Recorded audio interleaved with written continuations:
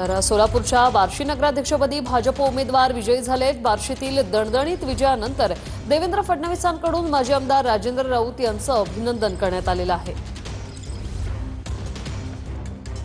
सोलापूरच्या बार्शी नगराध्यक्षपदाचा निकाल हाती आलेला आहे आणि भाजप उमेदवार नगराध्यक्षपदी विजयी झालेले आहेत। देवेंद्र फडणवीस यांच्याकडून माजी आमदार राजेंद्र राऊत यांचं अभिनंदन केलं गेलंय। हो हो हो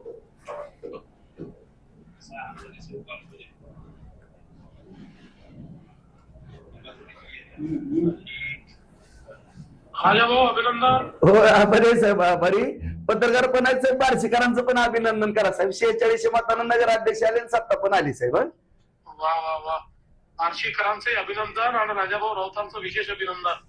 बार्शीकरांनी राजाभाऊंवर जो विश्वास दाखवलाय तो सगळ्यात महत्वाचा आहे आणि जबरदस्त विजय मिळालेला आहे। तो त्यांच्या कार्याला आणि मेहनतीला मिळालेला विजय।